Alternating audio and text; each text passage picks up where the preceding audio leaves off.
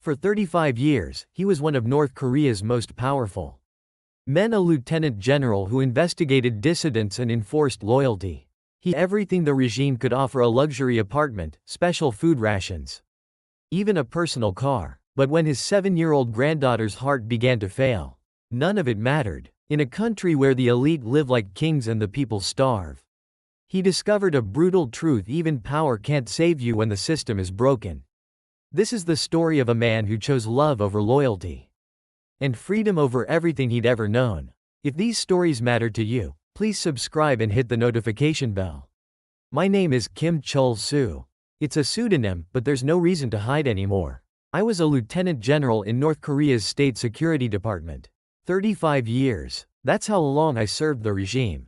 Pyongyang, Daedong District. Our family lived in an apartment reserved for party officials. 10 stories. One of the finest buildings in Pyongyang. We had an elevator, hot water, things ordinary citizens couldn't even imagine. Every morning, I'd pick up rice and meat from the special distribution center. At the foreign currency store, we could buy anything: Chinese snacks, liquor, whatever we wanted. We even had a personal vehicle. Not a Mercedes, but driving through Pyongyang's streets was a privilege in itself. Evenings were Ji-eun's favorite time. She was 7 then. The moment she got home from kindergarten, she'd look for me. "Grandpa." That voice melted away the day's exhaustion, no matter what I dealt with at state security. Seeing her face brought a smile. "Ji-eun, what did you learn at kindergarten today?" "We learned a song about Marshal Kim Jong-un." She'd sing it with such excitement. My wife Soon-hee would set the dinner table while our son, Young-ho, and daughter-in-law Mi-kyung joined us. Just an ordinary family dinner. Rice and meat dishes filled the table. Kimchi, soybean paste stew, not much different from what South Koreans eat. Better than what 100 ordinary North Korean households combined might have. "Father, I heard you reported to Comrade Kim Jong-un today?" Young-ho, a diplomat, asked. I occasionally briefed Kim Jong-un on state security matters. Only high-ranking officials could do that. Yes, I did. I couldn't say more, not even to family. But that day, something felt off. Kim Jong-un's eyes. How do I describe it? No trust. No matter how much loyalty I showed, those eyes held only suspicion. At night, I'd walk along the Daedong River, holding Ji-eun's hand, watching the water shimmer. Pyongyang nights were quiet. Not many lights, but I was used to it. "Grandpa, look at the stars. Pretty, aren't they?" "Yeah." "Grandpa, do other countries have stars too?" The question stopped me cold. She was only 7, but something about it made my heart sink. Of course they do. The sky's the same everywhere. So people there look at stars like us? I suppose so. That night, sleep wouldn't come. Ji-eun's question kept circling. How do people in other countries live? Do they receive rations like us? Do they praise their leaders every day? No. Why am I thinking this? I shook my head. 35 years of loyalty, and now I'm doubting? I'm a lieutenant general. I investigate people who doubt. I don't doubt. But that night, the stars seemed unusually bright. Fall 2024. Word came that Ji-eun had collapsed at kindergarten. My heart dropped. I rushed out of a state security meeting. When I reached the hospital, Ji-eun lay in bed. Mi-kyung was crying. The doctor spoke carefully. "Comrade, it's a congenital heart defect. Ventricular septal defect. She needs surgery, but our technology can't handle it." "You can't fix it? You'd need to go to China. Or abroad." Everything crumbled in that moment. What good is being a lieutenant general? What good are 35 years of loyalty if I can't save my granddaughter? Special rations, foreign currency stores, a personal vehicle, all useless. My granddaughter was dying, and there was nothing I could do. That night, I sat beside Ji-eun holding her small hand. Cold. Children with weak hearts have cold hands. "Grandpa, it hurts." "I know. You'll get better soon." A lie. I knew she wouldn't get better in North Korea. Young-ho called me into the hallway. "Father, when I worked in China, I saw their hospitals perform these surgeries easily. South Korea is even better." "So what? How do we get to China?" "Father, you know who we are. Can a state security lieutenant general's family just leave the country?" Young-ho went silent, but his eyes said it all. There was only one way. Defection. The words circled my mind. I was the one who caught defectors. For 35 years, I'd hunted down those who betrayed the homeland. I knew better than anyone how miserably they ended up. Yet here I was, considering that very path. Days later, Ji-eun's condition worsened. She needed an oxygen respirator. A 7-year-old struggling to breathe. Every night, watching her, tears came. This child had done nothing wrong. Should she die just because she was born in North Korea? My wife Soon-hee spoke. Honey, shouldn't we do something? I know. You've served 35 years.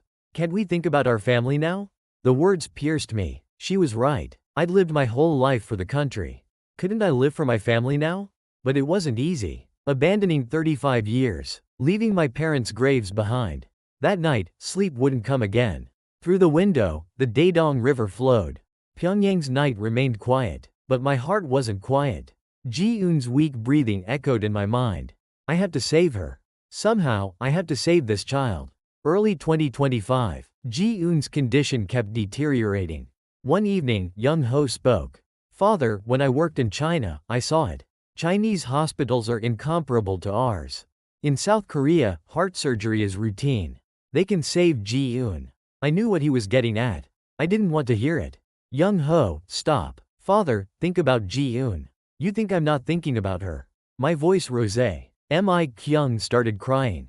Father, I'm a doctor, but I can't save my own daughter. There's no answer here. It felt like my heart was tearing apart. Days later, Young Ho came with a concrete plan. I found a broker. It costs a lot, but the whole family can go. Are you insane? A state security lieutenant general's family defecting? Choose Ji-eun or the regime. Young Ho told me what he'd seen in China. Defectors living normal lives in South Korea. Going to school, working jobs. By betraying our homeland? The homeland betrayed us first. I had no answer. That night, I talked with Soon-hee. Honey, Young Ho's not wrong. You too. Our granddaughter is dying. We can't just sit here. Are 35 years more precious than Ji-eun? First time I'd seen my wife cry. We'd been married over 30 years. I've lived in your shadow my whole life. You working at state security, serving the country, I endured it all. But our granddaughter is innocent. My heart collapsed. The next day, I visited my parents' graves. A cemetery on Pyongyang's outskirts. Father, mother, your unfilial son is here.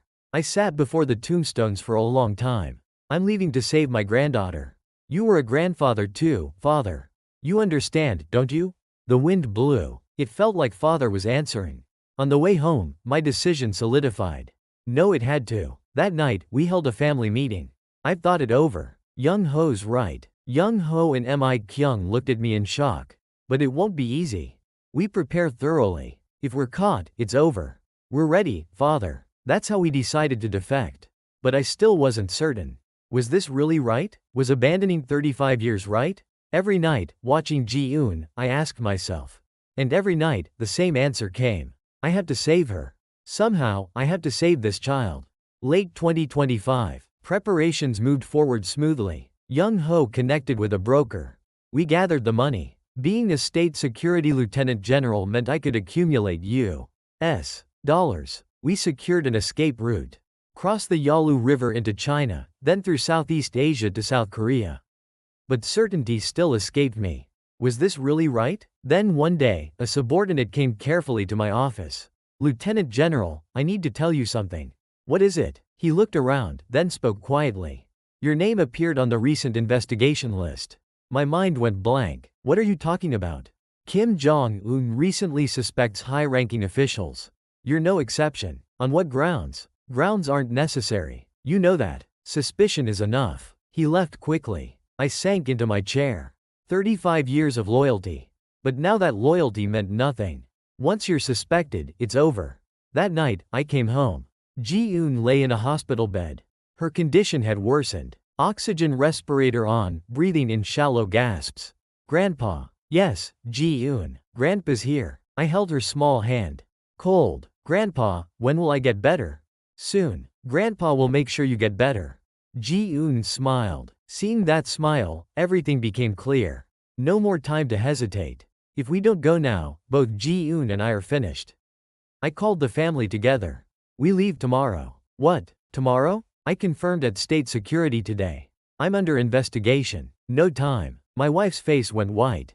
Then, tomorrow already? Yes. Young Ho, contact the broker. Set it for tomorrow evening.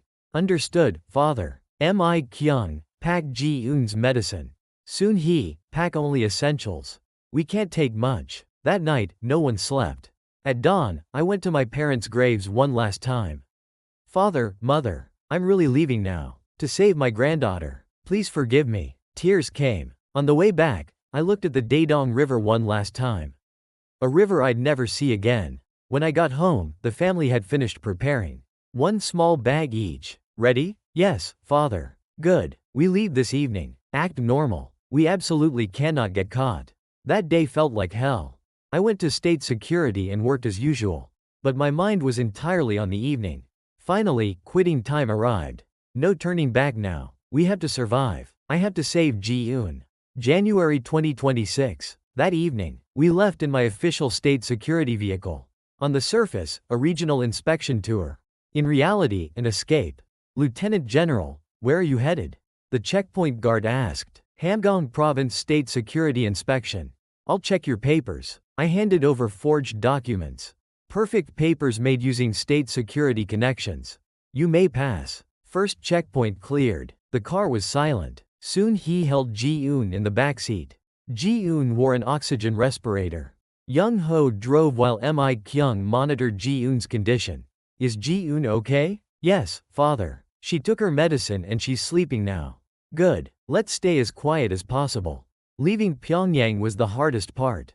But I was a state security lieutenant general. I used that power one last time.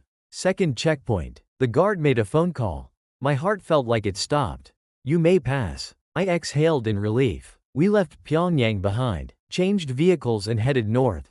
I was no longer a lieutenant general. Just a defector. Night deepened. Ji-eun woke up. Grandpa, where are we going? We're taking a trip. But why at night? It's prettier at night. Grandpa, I'm scared. Don't be scared. Grandpa's here. I held Ji-eun. Her small body was trembling. At dawn, we reached the border. The broker was waiting. Ready? Yes. The border guards have been paid off. We waited an hour. My wife was shaking. Honey, you okay? It'll be over soon. Finally, time. Let's go. Follow quietly. The Yalu River appeared. Cross that river, and we're in China. I carried Ji-eun on my back. Stepped into the water. Cold. One step. Another step. We crossed. Halfway across, patrol lights appeared. Get down. We crouched in the water. When Ji-eun started to cough, I covered her mouth. The lights passed. We walked again and reached the other side. Chinese soil. I looked back. North Korea. The country I'd lived in. The country I'd devoted 35 years to. Goodbye, homeland. I'm sorry. But no regrets. I saved Ji-eun. The moment we stepped onto Chinese soil, relief washed over me. But we weren't safe yet. We moved quickly. It's dangerous here too. We switched to a car the broker prepared. Headed to a Korean-Chinese village. About an hour of driving. We arrived at a rundown house. You'll need to hide here for a few days. Absolutely don't go outside. A Korean-Chinese woman greeted us. Come in. You're safe here. A tiny one-room house. Compared to our Pyongyang apartment, it was nothing. But right now, it felt like heaven. I laid Ji-eun on the bed. Exhausted, she fell asleep immediately. Ji-eun's condition isn't good. We need a doctor. Mi Kyung spoke with worry. There's a Korean-Chinese doctor. I'll call him. An hour later, a Korean-Chinese doctor arrived. Her heart is very weak. You need to get to South Korea quickly. How long can she hold on? A month or two? With medication. Time was running out. Young Ho, find the route to South Korea fast. Yes, father. But there was a problem. North Korea was searching for me. On the third day, the broker rushed in. Lieutenant General, a pursuit team crossed from North Korea. Looking for a state security lieutenant general. Do they know our location? Not yet, but we need to move fast. That night, we held a family meeting. We go through Vietnam to Thailand. Then to the South Korean embassy in Thailand. When do we leave? Tomorrow. Right away. No choice. That night, the Korean-Chinese woman cooked for us. Eat well. It's a long journey. Thank you. We won't forget this kindness. We're all the same blood, aren't we? Travel safely. Tears came. The warmth of a fellow Korean in a foreign land moved me. The next morning, we left. Received forged passports. Use these to board the plane. If we're caught, don't think about it. We headed to the airport. My heart felt like it would explode. Passing through airport security, my legs shook. A Chinese public security officer took the forged passport and flipped through it page by page. Please, let us through. You're good. Pass through. A miracle. We boarded the plane. Outside the window, Chinese soil faded away. My wife squeezed my hand. Honey, we did it. Not yet. We have to set foot on South Korean soil. Ji-eun looked out the window. Grandpa, the clouds are pretty. They are, aren't they? Just hold on a little longer. Grandpa will make sure you get better. We flew above the clouds. Flying toward freedom. Through Vietnam, we reached Thailand. A week-long journey. During that week, Ji-eun's condition kept worsening. Her medicine was running out. Grandpa, it's hard to breathe. Just a little longer. We're almost there. But we weren't almost there. Even in Thailand, getting to the South Korean embassy would take several more days. We stayed in a small Bangkok inn. The broker said to prepare identity documents. I gathered my state security ID and papers. Finally, the day came to go to the South Korean embassy. We left early in the morning. Took a taxi to the embassy. The embassy building appeared. The Taegukgi was flying. Tears came. Under that flag, I could save Ji-eun. I opened the embassy door. What brings you here? A security guard asked. We'd like protection as citizens of the Republic of Korea. Did you come from North Korea? Yes. The guard's expression changed. Wait just a moment. Minutes later, an embassy official came out. Please come inside. We went in. South Korean territory. Though we were in Thailand, this place was the Republic of Korea. The official asked, what was your position? I was a lieutenant general in North Korea's State Security Department. The official's eyes widened. A state security lieutenant general? Yes. I brought my whole family. One moment. I'll report to my superiors. About an hour of waiting. A high-ranking embassy official came out. We've contacted the National Intelligence Service. There will be verification procedures. But for now, welcome. Welcome to the Republic of Korea. Hearing those words, I broke down. 35 years of holding it in burst out. I cried. A state security lieutenant general, a man who'd investigated and purged countless people, collapsed on the embassy floor and wept. Thank you. Thank you. I held Ji-eun. Ji-eun, we made it. Grandpa can get you treated now. Days later, we boarded a plane. Bound for the Republic of Korea. Outside the window, Thailand faded. South Korea drew closer. We flew for hours. Finally, the captain announced. We'll be landing at Incheon International Airport shortly.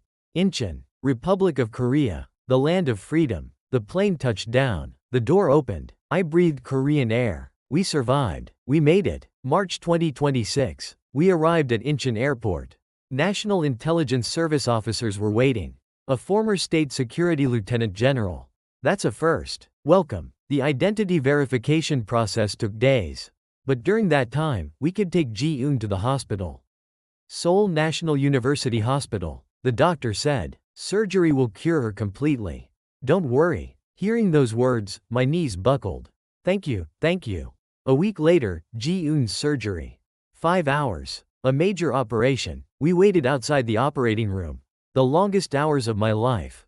Finally, the operating room door opened. Surgery went well. She'll recover completely. We cried. The whole family cried. I looked at Ji-eun lying in the hospital bed. Grandpa. Yes, Ji-eun. I don't hurt anymore? That's right. No more pain. You can even run. Really? Really? Grandpa promises. Ji-eun smiled. Seeing that smile, I thought I did the right thing. Leaving everything behind was the right choice. Weeks later, we entered Hanawon, the resettlement center. The internet showed information from around the world. Supermarkets overflowed with goods. Convenience stores stayed open 24 hours. So this is the real world. The dialect was different, hard to adjust. Food tasted different, but it was freedom, so it was good. Ji-eun started elementary school. A South Korean school. On her first day, I walked her to the school gate. Grandpa, will I do okay? Of course. Our Ji-eun will do great. But what if kids make fun of me for being from North Korea? Then say this, yes, I'm from North Korea. But now we're all Koreans. Like that. Ji-eun walked through the school gate with confidence. Watching her run, I cried again. These days, I give lectures. At universities, churches. I talk about North Korea. Do you know how precious freedom is? You take it for granted. But to me, it's a miracle. At night, I think about those still in North Korea. I miss my parents' graves. But no regrets. I saved my granddaughter. Someday, there will be reunification. When that day comes, I'll bow at my parents' graves. Father, mother. Ji-eun is growing well. She's healthy, living freely. Until that day, I'll keep telling the story. The truth about North Korea. The preciousness of freedom. We're all one people. Someday, we must become one. For that day, I keep telling my story. Everyone, protect your freedom. And remember the North Korean people. Thank you.